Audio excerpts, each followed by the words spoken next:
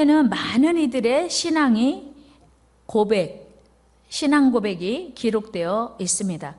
예수님의 수제자 베드로는 예수님을 향해 주는 그리스도시요 살아계신 하나님의 아들이시니이다 이렇게 고백했습니다. 뿐만 아니고 도마도 부활하신 주님에게 이런 고백했습니다. 요한복음 20장 28절 시작. 도마가 대답하여 이르되 나의 주님이시요 나의 하나님이시니이다. 예수님께 나온 나다나엘 역시 예수님께 이런 신앙 고백을 합니다. 요한복음 1장 49절 시작. 나다나엘이 대답하되 랍비여 당신은 하나님의 아들이시요 당신은 이스라엘의 임금이로소이다. 아멘. 이렇게 예수님을 만난 많은 사람들이 제가 보니 당신은 하나님의 아들이시네요. 하나님이시네요. 이런 고백을 했어요. 그런데 오늘 본문에서 여리고성에 살고 있는 기생 라합이 하나님이 살아계심을 증거하는 거예요. 고백하는 거예요. 그들이 여호수아가 보낸 정탐꾼들을 향해서 하나님이 어떤 분이신지를 이렇게 고백하고 있습니다. 같이 읽어요. 시작. 너희 하나님 여호와는 위로는 하늘에서도 아래로는 땅에서도 하나님이시니라. 아멘. 여러분 참으로 멋진 신앙 고백 아닙니까? 라합이 누구예요? 신분이 뭐라고요? 기생. 기생이 뭔지 알죠? 기생은요 신분이 직업이 기생이에요. 그러니까 누구든지 돈을 주면 술도 주고요. 누구든지 돈을 주면 몸을 내줄 수 있는 사람 아니겠습니까? 그런데 그 사람의 입에서 이런 신앙 고백이 나온다는 거 참으로 아이러니하죠. 그리고 사실은 이 라합은 히브리 백성, 이스라엘 민족이 아니고 여리고성에 살고 있던 가나안 민족, 다른 말로 하면 이방인이에요.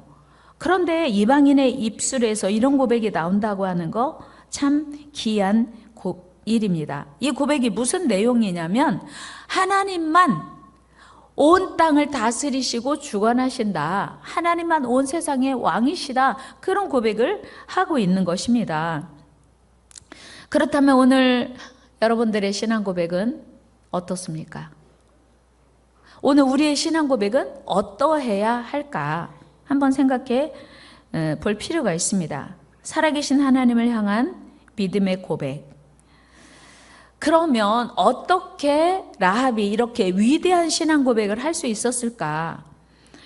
생각해 보면 당시 이스라엘 백성들, 유대인들의 생각에는 이방인들은 구원에서 제외. 그리고 여리고성에 살고 있던 기생 라합이 구원에서 제외되지 않고 하나님을 아버지라고 고백할 수 있는 이유가 신기한 거예요. 2장 1절 우리 말씀 읽어보면요. 같이 읽어요. 시작. 그들이 가서 라합이라 하는 기생의 집에 들어가 거기서 유숙하더니 왜 하필 이 집에 들어갔는지 성경은 말하고 있지 않아요. 그런데 이제 요즘 뭐 우리로 이해하기 쉽게 주막이나 또는 뭐 술집 아무나 들어가도 돼요. 특히 남자들이 들어가기는 뭐 이유가 없이 들어가도 되는 집이잖아요. 그리고 정해진 뭐 일반 개인집 같으면 주인만 들어갈 수 있지만 아무나 들어갈 수 있는 집이어서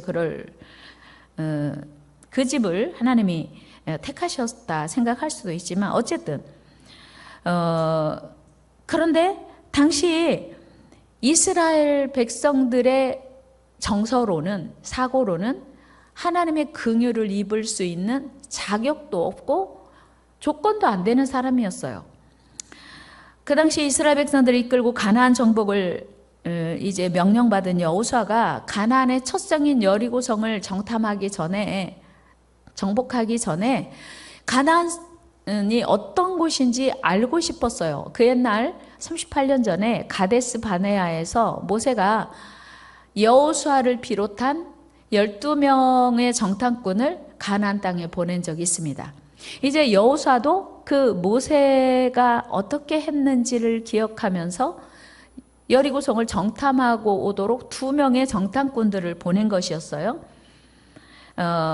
여호수아는 그 여리고성을 공격하기 전에 그 새 성에 대한 정보를 얻고자 했어요. 인구는 얼마나 되는지, 성은 얼마나 높은지, 얼마나 강한지, 그 성에 살고 있는 사람들의 지금 그 사기는 어떠한지, 군사력은 얼마나 되는지, 그리고 어디로 들어가야 되는지, 언제 가야 되는지에 대한 정보를 얻고자 정탐꾼들을 보낸 거예요. 그런데 이 정탐꾼들이 마침 라합의 집에 들어가게 된 것입니다. 그런데 그 당시에 지금 이스라엘 백성들이 가나안을 정복해 온대 라고 하는 소문이 파다하게 퍼졌었던지라 여리고 왕도 긴장하고 있었고, 이스라엘 백성들의 그 행동을 예의주시하며 여리고 모든 사람들이 초긴장하고 있었던 터라 낯선 사람이, 그것도 외부인이, 이 가나안 사람이 아닌 외부인이 기생 라합의 집에 들어갔대라고 하는 소식은 금세 퍼졌고, 이 말이 여리고 왕에게도 들어가게 됐어요. 그래서 이제 여리고 왕이 라합의 집에 사람을 보냅니다. 너희 집에 지금 외부인이 왔지? 당장 끌어내. 그런데 이때 기생 라합이 뭐라고 말하냐면, 맞아요, 왔었는데요, 바로 갔어요.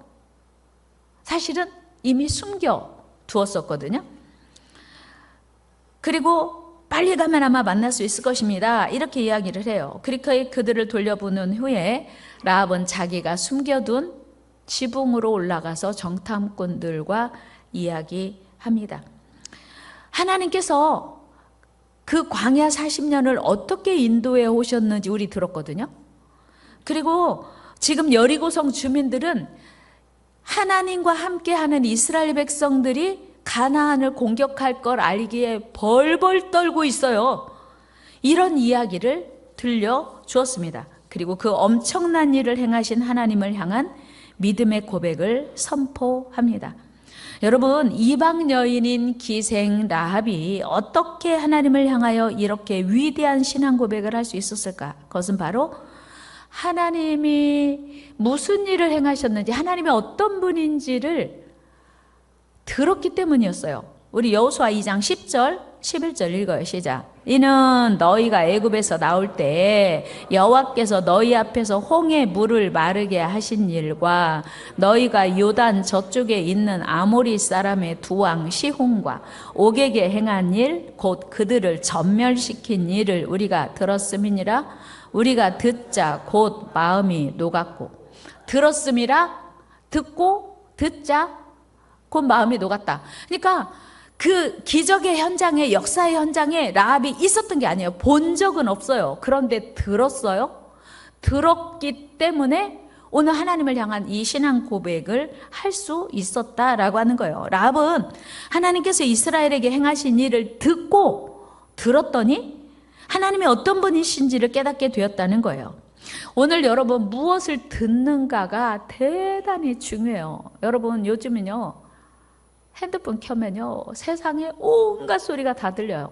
우리가 이것이 옳은 소리인지 그른 소리인지 정신 바짝 차리지 않으면 말도 안 되는 소리에 우리가 휘둘리게 될 수 있거든요. 그래서 저는 여러분들에게 늘 부탁드리잖아요. 아침에 눈 뜨면 찬양을 들으세요. 내가 나를 영적으로 지키기 위해서 찬양을 듣고 말씀을 암송하라는 이유도, 찬양을 들으면 내 마음이 은혜로워지고 하나님과 연결되어집니다. 그리고 말씀을 암송하면서 하나님의 말씀이 나를 위로하고 하나님의 말씀이 내게 힘을 주고 용기를 줘요. 그래서 우리는 말을 들을 때 가려서 들어야 됩니다. 찬양 계속 듣게 되면요, 나도 모르게 그 찬양이 흥얼거려져요. 그런데 나도 모르게 TV에서 흘러나오는 유행가 한 소절 들으면요, 나도 모르게 가다가 자꾸 그 유행가가 머릿속에서 하고 나중에는 입에서 나와요. 경험 있는 분 지금, 그쵸? 경험 다 하시잖아요.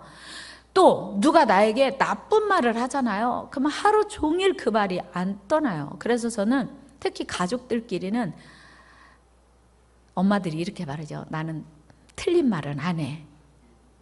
너는 이것만 고치면 돼. 고쳐져요? 안 고쳐져요? 안 고쳐지고 기분만 나빠요. 자존심만 무너져요. 그래서 가족들끼리도 틀린 말 하지 말고 위로의 말, 격려의 말, 사랑의 말 합시다. 옆 사람에게 우리 위로의 말 합시다. 바른 말 하지 말고 사랑의 말 합시다. 틀린 말 안 한다고 바른 말 하는 게 하여튼 그냥 콕콕 쑤시는 그런 말들을 자꾸 하면 그 말이 위축시키고요, 좌절하게 만들고 낙심하게 만들어요. 요즘 세상에 너무 다른 사람을 비난하는 것 때문에, 더군다나 사실이 아닌 것들을 이제 이렇게 막 계속 이렇게 하니까 많은 사람들이 상처받고 정말 어쩔 줄 몰라 하다가 진짜 스스로 생명을 포기하는 일도 많지 않습니까? 우리는 은혜로운 말만 하고요, 좋은 말만 해야 돼요. 그런데 오늘 기생 라합은요, 그 이스라엘 백성들에게 하나님이 행하셨다는 놀라운 그 일을 듣고 하나님에 대한 믿음이 생겼어요. 근데 바울도 이렇게 말하거든요. 로마서 10장 17절에서 읽어요. 시작. 그러므로 믿음은 들음에서 나며 들음은 그리스도의 말씀으로 말미암았느니라. 아멘. 오늘 내가 무엇을 듣는가 참 중요합니다. 믿음은 어디서 난다고요? 들음에서 나면. 왜 예배를 빠지면 안 되냐면, 예배를 자주 드려야 되냐면, 왜 우리가 말씀을 읽고 말씀을 암송해야 되냐면, 듣는 것이 내 삶이 되고요, 듣는 것이 나를 지배하게 되어 있습니다. 믿음은 들음에서 난대요. 그런데 들음에도 우선순위가 있는 거 아십니까? 많은 정보를, 하루에도 수없이 많은 이야기를 들어요. 걸러야 돼요.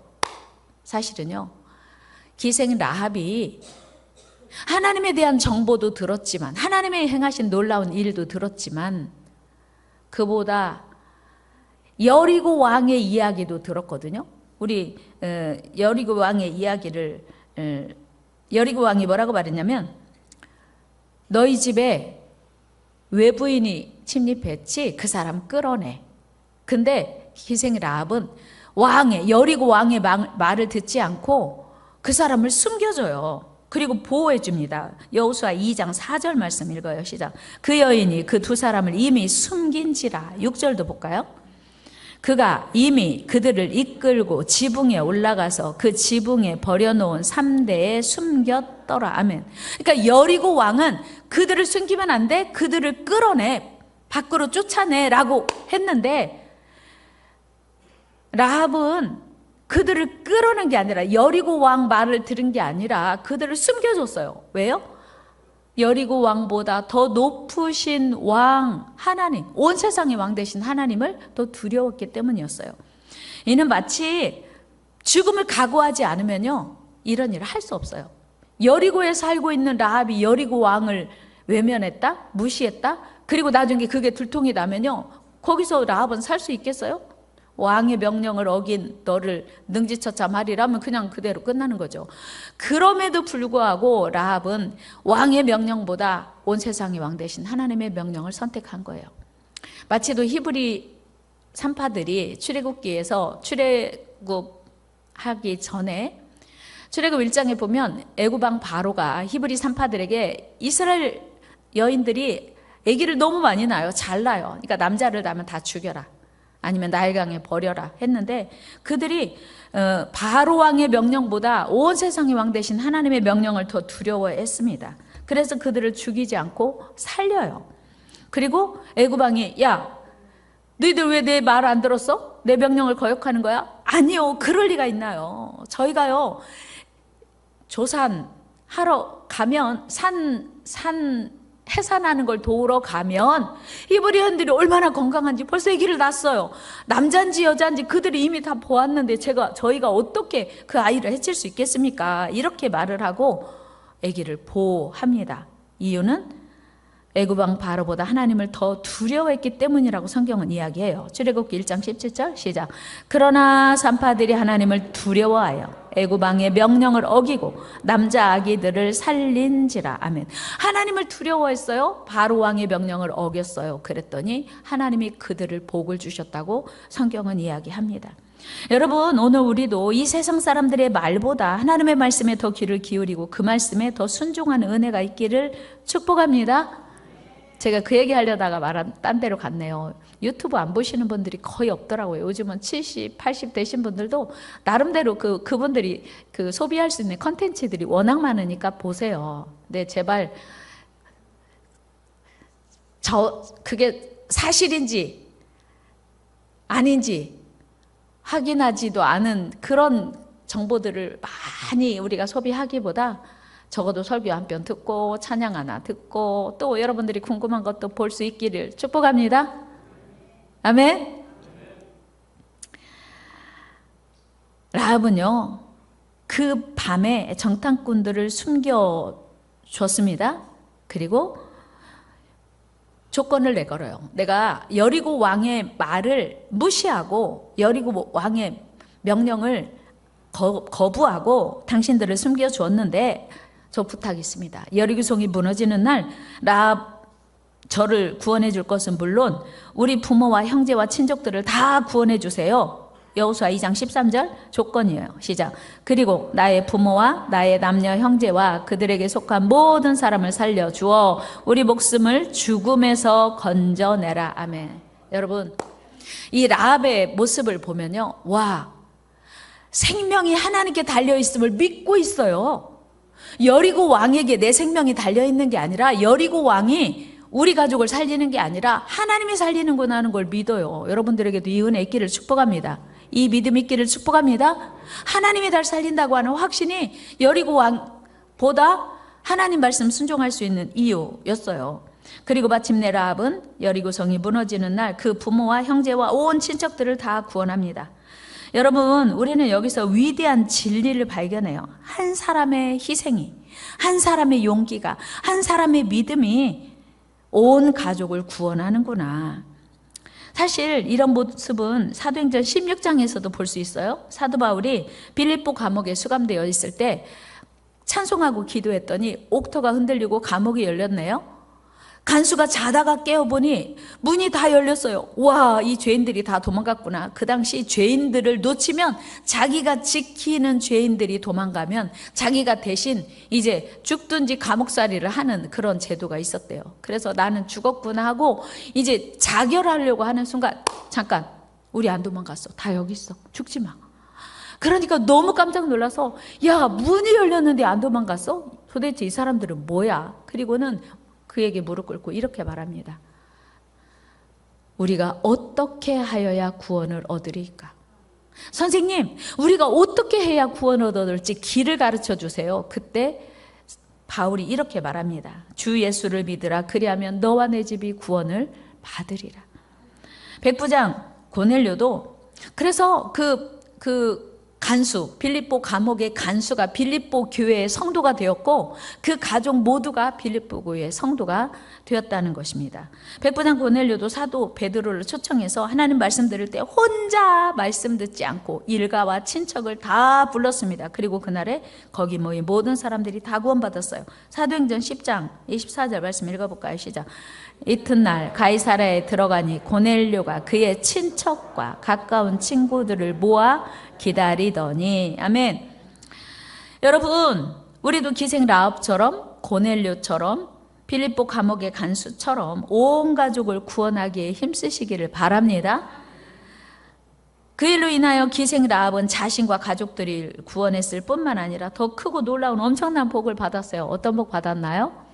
기생 라합, 이방인, 가나안 여인 라합이 예수 그리스도의 조상이 되는 복을 받았어요. 마태복음 1장에 보면 예수님의 족보가 기록되어 있습니다.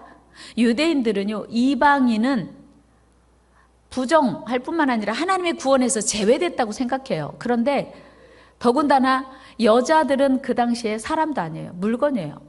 남자에게 종속된 물건으로 여겨졌는데 예수님의 족보에 4명의 여자들이 이름이 기록되어 있습니다. 그 중에 3명은 이방인이에요. 다말, 룻, 라합, 예수님의 어머니 마리아까지 4명의 이름이 예수님의 족보에 나오는데 이건 정말 기적이에요. 하나님이 이런 메시지죠. 남자가 중요한 게 아니야.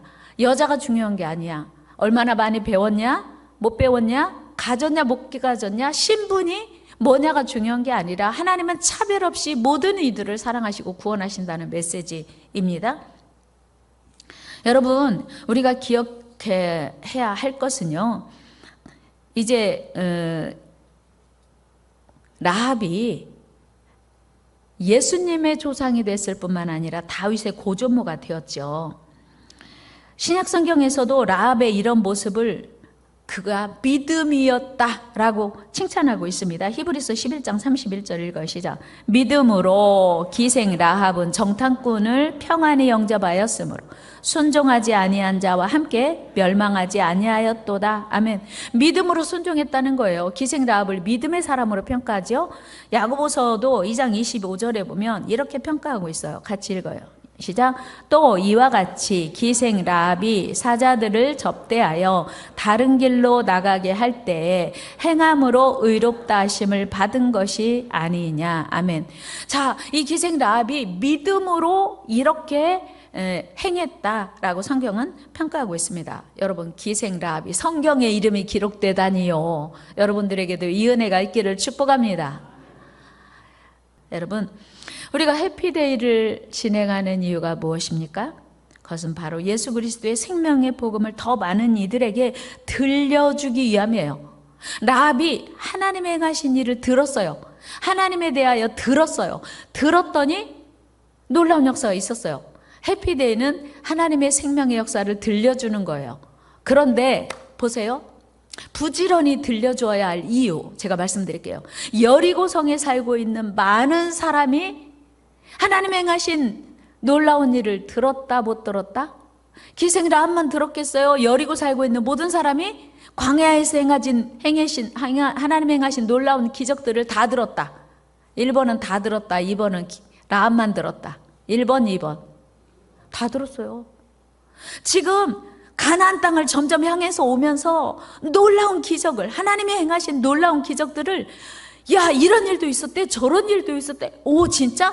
우와, 대단하다. 그런데 그 일을 하나님이 하셨대. 이스라엘 백성들이 농사하지 않고 하늘에서 하나님이 내려주시는 만나 먹고 여기까지 왔대. 오, 정말? 그 이야기를 여리고 살고 있는 사람이 다 들었어요. 그런데 왜 유독 라합만 반응했을까요? 이게 중요한 거예요. 많은 이야기를 듣지만 믿음으로 반응하는 사람들에게만 은혜가 임하고 축복이 임한다는 사실이에요. 오늘 저는 여러분들, 이 자리에 계신 모든 분들에게 말씀드립니다. 그런데 그 말씀을 하나님의 말씀으로 듣고 믿음으로 반응한 사람에게만 하나님의 은혜가 임하고 축복이 임할 줄로 믿습니다. 믿음으로 반응하는 게 그렇게 중요한 거예요. 가나안에 살고 있는 그 수많은 사람들이 말씀을 들었지만 믿음으로 반응하지 않으니까 그들에게는 구원이 임하지 않았다는 사실이에요. 우리 예수님은 분명히 말씀하셨습니다. 한 알의 밀이 땅에 떨어져 죽으면 많은 열매를 맺고 죽지 않으면 한 알 그대로 있다. 하나님은 오늘도 우리가 많은 열매를 맺는 한 알의 밀이 되기를 원하시는 거예요. 그렇다면 이 놀라운 사실을 더 많은 사람들에게 듣게 해야 돼요. 그리고 우리가 에피데를 통해서 해야 하는 것은 라합이 목숨 걸고 정탐꾼들을 숨겨주었습니다. 우리의 희생과 헌신, 라합의 희생과 헌신으로 그 가족이 구원받았던 것처럼 우리의 희생과 헌신을 통하여 누군가가 구원될 수 있다는 사실이에요.